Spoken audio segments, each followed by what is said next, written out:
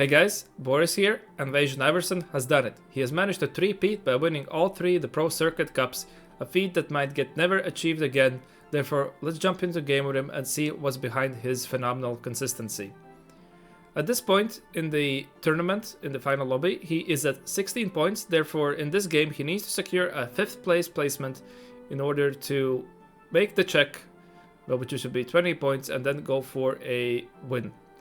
I picked this game particularly because the final game he had a very clearly established direction and was playing uncontested, managing to string together a huge win streak.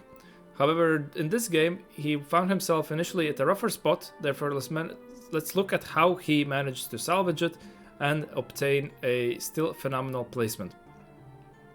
We are starting out here with a Jin pair from the shop, and the Shen pair. We also have a Laoi to pair with it. Otherwise, from our components, we would see that we want to lean in, maybe perhaps into some form of Slayers. We could slam Even Shroud and lean into some kind of AD line. Otherwise, with the Cloak, Belt, and Glove, you are most likely wanting to play some form of melee Slayers line. Therefore, let's look at our augments. We have Flowing Tears, which should be great in some form of a AP line. However, we do not have any of the AP components. We do not have particularly any better slam than that would be Spirit Visage or Adaptive Helmet, and we do not particularly have these units. We only have a single single Sona. Therefore, probably not going to take that. Fire Axiom would be great if we had something upgraded, but early tempo is dominated by items, and we do not have a particularly strong board since he has no upgrades. Therefore, we're probably leaning Placebo, which is on the weaker side of the econ augments, but probably the best option at this moment. Titanic Titan would work. It's a weaker econ augment, and it would want you to play definitely from a loose streak spot, something that especially you do not want to find yourself into if you are having to play for secure placements. And Chaotic Evolution works mostly in 1-cost rerolls, which do not currently exist really in a meta and definitely not part of our game plan. Therefore, we're going to be picking up Placebo as an econ option, able to make Send here as well. We do find a TF in our shop, therefore we're going to just slam that and go for Graves. Our only real direction otherwise was Ionia, and since we had given up on the Tari pair, I believe the path was not the greatest one, and we cannot slot in Ionia either at the moment. I'm still going to hold on obviously to the Jin pair in case we are able to 2-star. It should make our strongest board. Also find a Kog'Maw pair. AD Kaisa is a possibility we could all consider playing from this glove. However, we would need to high roll a Void for that to happen. However, we do find a Laoi pair and have unlocked our Graves. Therefore, we're going to play around this Bilgewater for now. We see that there is already a Bilgewater player. There's a couple of people already having Bilgewater on their board. Therefore, we'll have to see if either of them perhaps pivot at this point. Now, going up against the AP opener from Michael. Ideally, with this Bilgewater, we want to be at least killing units. So first, we take no unit kills. Now, we do have option of playing into Void as well. We have Kog'Maw 2 and Cho'Gath, but that would be quite we would have to pivot our current board. We have established direction from a upgraded Laoi. We would just simply have a weaker frontline. This Kog'Maw would not be able to take that many unit kills either, as being an AP champion. We have an Even Shroud slammed.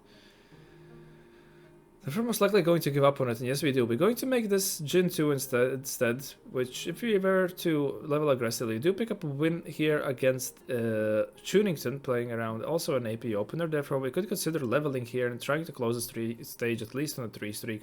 We have an open glove for our component, therefore we're probably looking for some kind of AD completion. We're going to go for a Cloak instead. Now, if we were to slam QSSS, it's probably the better item that we could make from this glove for since we have a TF pair, right?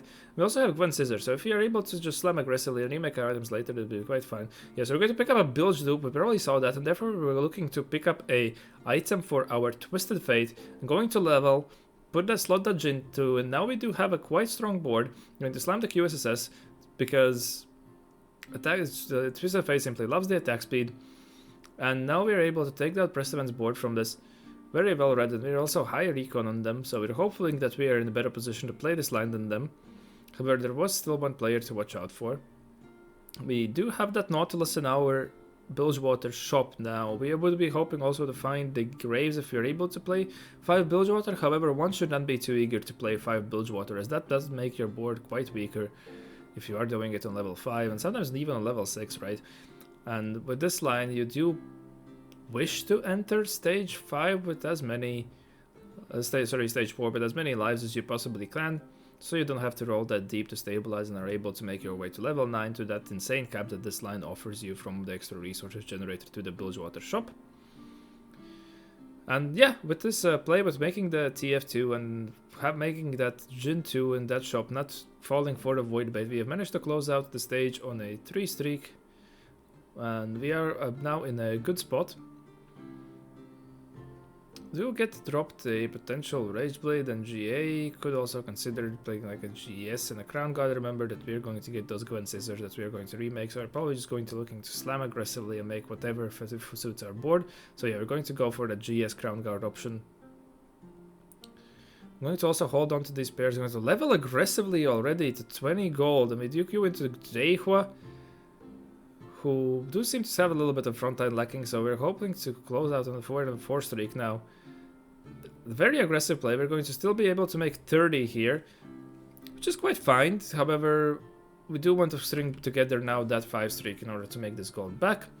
Coming up on here, Spear's Will leans decently into Daisy AD items, but the higher tempo probably would be provided from something like Concealed Steel. Plot Armor, a generally decent combat option. We do already have 2 frontline items, and we are not running a melee comp really, therefore I would assume it falls out a little bit out of favor. So just going to default, yeah. Let's quickly take a little look at the other options we were offered. Jeweled Lotus, we have already 1 glove for sure, and if we do just get a sword, we can make a crit, IE, and what would be great in later game, we are looking at the tempo right now. We are on 4 streak, we want to get as much, and Gold Dust Sneak would just screw us up. If you get something like Golemify, it would be a complete disaster class at this point. Do not want to gamble. And Seals for Steel is going to give us a secured item. Now, which one do we go for? We're going to go for the Bark and Bow. Yeah, fits that nicely. TF is going to be a great user. We already have tagged in Quick Striker for him, and we have the QSSS to synergize with it. And we had in components a Rage Blade as well from the Road from Crown Guard and GS from Bow. And then we could also maybe transition the extra sword with the glove into an IE. And we would have quite strong backline carrier form of MF or maybe even Kindred in a later stage of the game. Just simply have to do this mental gymnastics of remembering the next units. We're going to use the Bilgewater Bilgewater shop to pick up the dupe and the Graves in order to transition items. Going to believe the Graves is going to be a little bit a stronger item holder, and I believe so too, that the Graves 2 is slightly stronger than the TF2. TF2 highly positioning dependent, and we do have the front line to support that Graves to keep him safe. However, this is a close one. This is against the Milio 2. If this extra cast goes off and barely win, however, we did lose the round before we made our upgrades, and our streak that got broken, but we still should be in a decent spot at the moment. 79 HP at this point in the game should be quite fine. For our road, going to go for another sword, as we can use quite a bit of swords if we are playing for some kind of a duo carry later in the game. Going to get the extra Gwen Scissor, so we're checking that the player does seem to be pivoting out of our line. However, Precedent just made a Nautilus 2 as well. So yeah, here we are on Precedent. Precedent? Well, the itemization on the Graves is particularly interesting, but it does seem that they might be considering playing into a Slayer's line with the Belveth picked up. Obviously, it's great from the items that they have made, and they have the Gwen Scissors to remake them, but I'm not exactly sure what they want to do. And at this point, like, in these higher lobbies and with the stakes online, people generally defer from contesting too heavily because your just value in gold goes up goes down so much. And if you do have the weak option, but okay, we see that there's also a player with Gunslinger emblem there, Draven, and an MF already picked up. However, Michael is a little bit lower on the HP side. They might be considering, but the Gunslinger Rebel you generally want to be playing into Warwick, right? Because that item alone gives him a -1 delta. That's why they have the Jinx that they're holding on to. Now we see that it seems that at least a couple of people are heavily considering pivoting off. We do pick up that MF as well. Therefore, we're most likely holding our course. Just making sure that no more are here. But you have to be scouting with very diligently to make these decisions, right? We're going to unlock the system. We do see a Kindred in our shop. This should be quite sufficient. I'm going to go for that Sunfire Slam and going to transition. I'm gonna make Kraken here, and if we were to break apart the Crown Guard that already, then we would be lacking in a real frontline item by having to slam the gargoyles. But we're going to drop around here, even with the upgrades we have hit, and we are a little bit on the poor side. If we make it to level 9 at this moment, we're not going to be having a build opportunity at all. So much healing orbs, slightly underpowered dog. I'm going to get it buffed next patch because of it. Then generally plays into melee comps or something where you can feed these orbs to a frontliner that stalls infinitely. Not particularly great in our spot. We're probably leading something like a duo queue. We could fish for a potential 5 cost that can fit, and this comp can fit quite many. I'm not sure if we're going to exactly make it to 7 bilge. We are 58 HP at this moment, a little bit tricky if we drop a round or 2 already. And we could also consider Portable Forge, but I believe we do want to be looking for an eco option right now. Celestial Blessing, again playing more into melee comps, not going to do it for us at the moment. Salvage Bin could offer us the more navigate with items. Again, this comp loves items, but I'm probably leaning to duo queue because we do want that gold. We do get a Kindred pair out of it.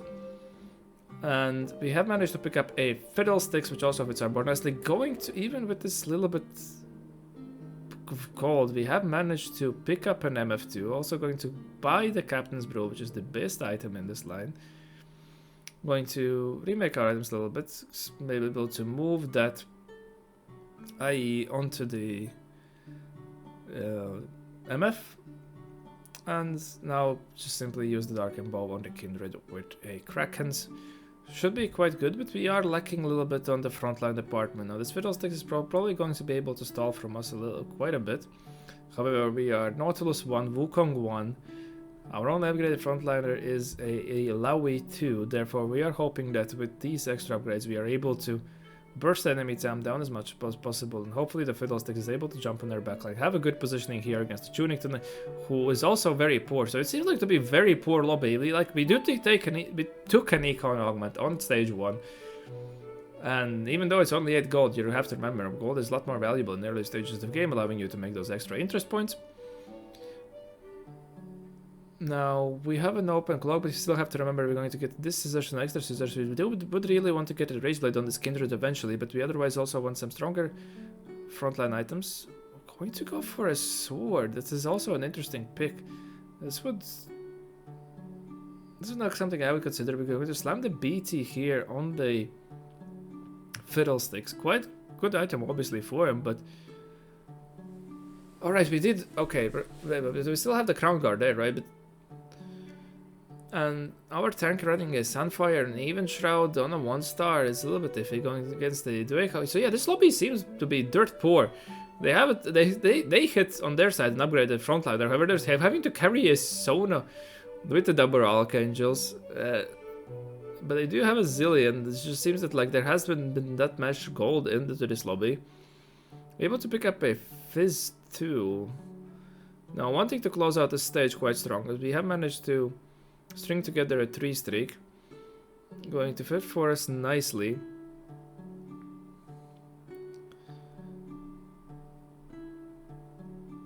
Now, against the Seraphine, a Zir 2 board from Setsuko, who has picked a reinforcement. Unfortunately, for them to drop around there. I'm going to use these extra shops to... Yeah, so we're going to use Toggle in 7 bilge, find an item that we're able to pick up for, which we have stacked up for. From doing so, that was the reason why we're holding onto this GP all along as well. Able to pick up that man's dagger, and now going to we're going to roll to find probably a frontline upgrade. Do you find a Kindred too? Now that's definitely going to stabilize quite a bit. However, we are still lacking in the frontline department. Able to make a Rage Blade truly here, so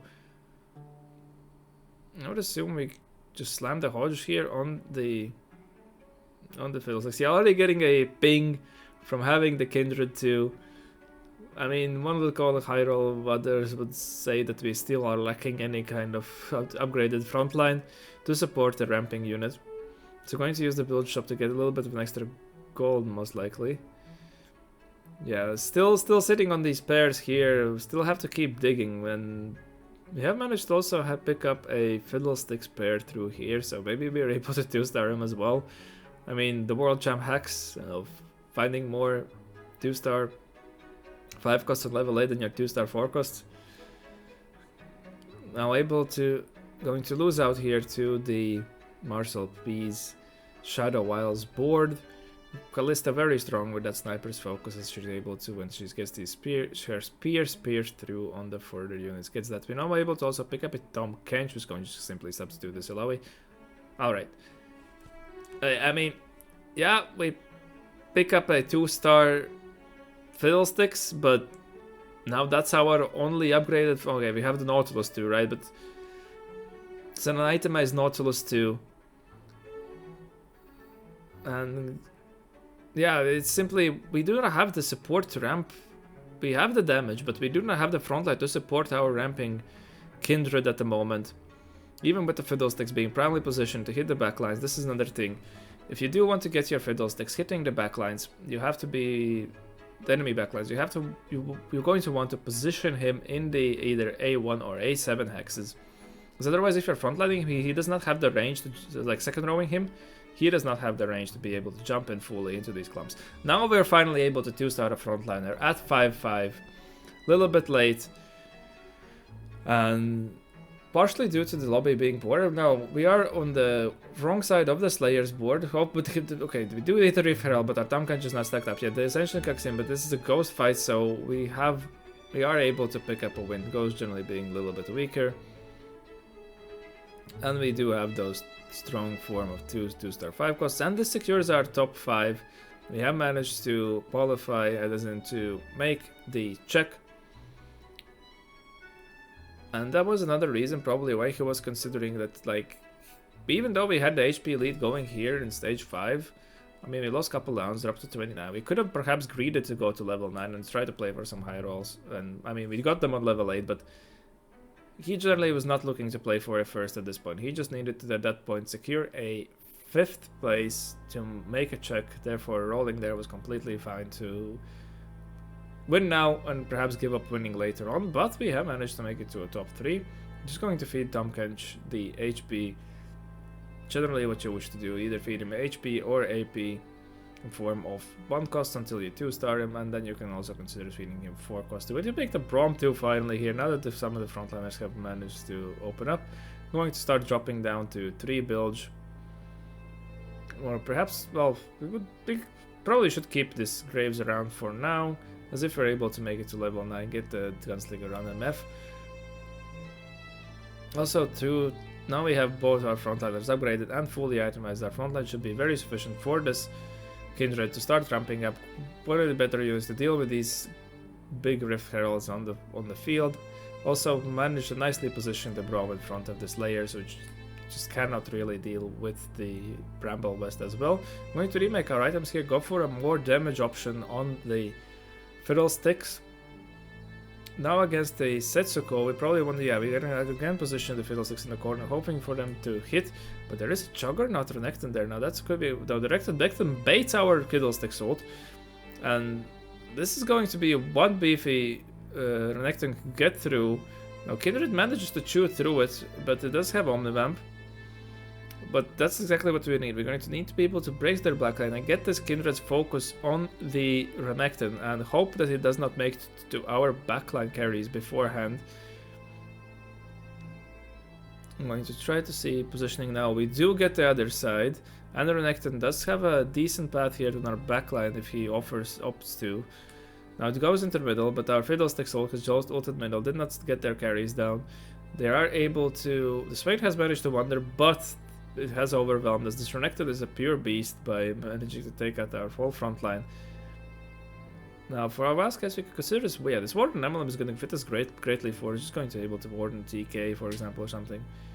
Still lacking. Alright, so we have to give up on the Tomkach. Then we have exactly a level. Just going to level out the slot in the Taric. Going to work nicely since they have the backline AP damage. Just feed Tomkach a single dollar. I managed to get the Fiddle. Yeah, we did manage to get the Fiddlesticks to get in our backline. Hopefully, it's going to hit it. Yeah, it does. And they're elected. He has made it on our TV, but jumps back onto the front line. Now the Kindred is on him. So if we're able to take out this Renekton, I believe this is going to work out greatly for us. We managed to bomb still stalling. But we do lose the fight out. Unfortunately, Setsuko has managed to just clap up so higher. And we made it to the level 9 in the last round. They have the Zeret. And while the positioning was in our advantage here, unfortunately, we just do not have that much juice into it, even though they are running 2 Econ augments. They have managed to get some of the item advantage and making the very strong Renekton. But a very, very interestingly played game from Wasian Iverson. Sometimes realizing that you have to go for the secure placements by rolling aggressively for your units rather than greeding for level 9. And I mean, this TFT, you never know. Sometimes you hit stuff and we manage to get that Kindred and Fiddlesticks 2 out and secure a very high placement from this. Very well, great spot recognition and piloted with perfection from Wasian Iverson. I hope that you'll learn something new and I wish to see you in the next one. Have a good one.